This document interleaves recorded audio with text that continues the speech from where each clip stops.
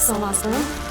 L'invité de Vincent Veillon. Le Parlement souhaite accroître les moyens de l'armée. Le Conseil national a accepté la semaine passée une motion soutenue par le Conseil fédéral qui vise à faire passer son budget de 5 à 7 milliards de francs d'ici 2030, soit 1% du PIB contre moins de 0,8% actuellement. La guerre en Ukraine entraîne un mouvement similaire dans la plupart des pays européens qui renforcent presque tous leur équipement militaire, alors que chez nous, ce sont les troupes blindées qui font actuellement figure de parents pauvres, puisque la petite centaine de chars Léopard dont dispose encore l'armée sont stockés dans un hangar secret.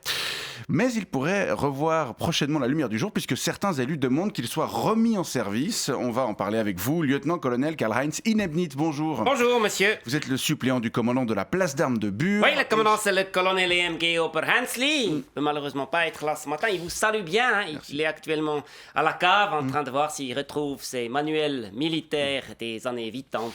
Ces chars Léopard, vous pensez aussi qu'il faudrait les réhabiliter? Oui, c'est clair. Vous savez, moi, quand j'ai commencé l'armée, c'était en 1987, on avait 380 de ces chars Léopard. Hein, cette arme magnifique avec son canon Rheinmetall de 120 mm et qui peut tirer jusqu'à 42 obus. Ça, c'était la fierté de l'armée suisse. Ouais. Hein.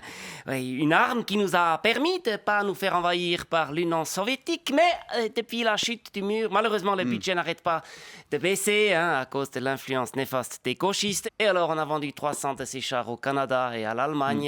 Ça, c'était une très grande tristesse. Mais c'est parce que cette arme ne répondait plus aux objectifs stratégiques. Mais on s'en fout des objectifs stratégiques, monsieur. Le char d'assaut, c'est un symbole. Une armée qui n'a pas de char d'assaut, c'est pas une armée. Ah.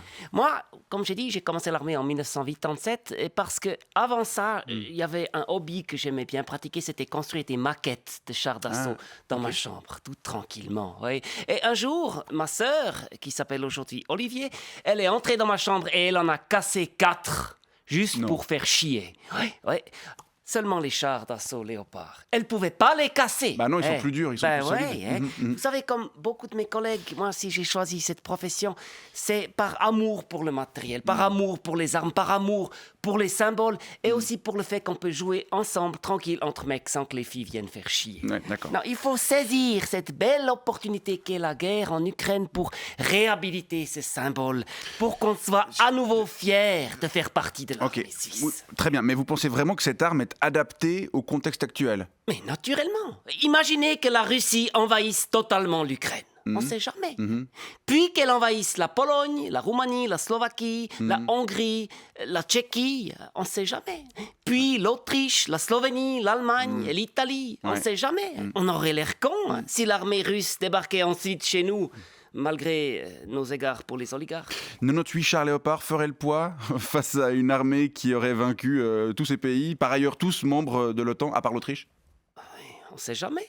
Oui, sérieusement. Sérieusement, vous savez, à l'armée, on est comme tous les habitants du pays.